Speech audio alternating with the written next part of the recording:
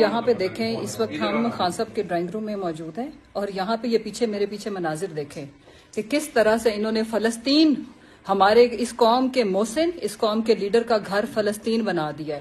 مقبوضہ جموں کشمیر کے مناظر ہیں اور میری پوری قوم سے اپیل ہے کہ ہم نے ان کو کہا تھا کہ خان صاحب ہماری ریڈ لائن ہے، آئیں ہم ان کو بتائیں کہ انہوں نے ہماری ریڈ لائن کراس کرنے کی کس طرح سے کوشش کی، کیونکہ وہ میرے اور آپ کے بچوں کے بہتر مستقبل کی جنگ لڑ رہے ہیں.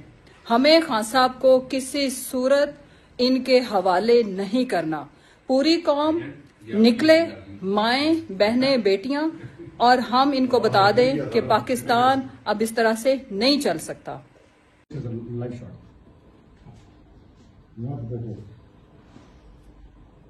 یہ دیکھیں خان صاحب کے گھر کے اندر، خان صاحب کے لان میں، یہ پاکستان کو آزادی دلانے کی قیمت، اور ان کے ڈرائنگ روم میں بھی شیلز پھینکے گئے ہیں، ان کے کچن میں بھی شیلز پھینکے گئے ہیں. حقیقی آزادی جن کے لیے خان صاحب دلا رہے ہیں، قوم کا بھی اب فرض ہے کہ قوم نکلے. اب ایسے پاکستان نہیں چل سکتا، اب اس طرح نہیں چلے گا.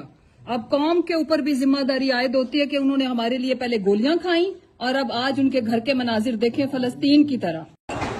یہ انہوں نے شیلنگ ہمارے گھر کے اندر شروع کر. کو چیئرمین بول شعیب شیخ کے خلاف من گھڑت، جھوٹا اور بے بنیاد کیس. حکومت انتقامی کارروائیوں پر اتر آئی. رشوت دینے کے جھوٹے الزام کے پیچھے اصل حقائق وہ لے آیا عوام کے سامنے. سندھ ہائی کورٹ کی جانب سے 10 مارچ کو ایگزیکٹ کیس میں بریت کا فیصلہ بھی دے دیا گیا، جو رشوت کے اس الزام کو جھوٹا اور بے بنیاد ثابت کرنے کے لیے کافی ہے.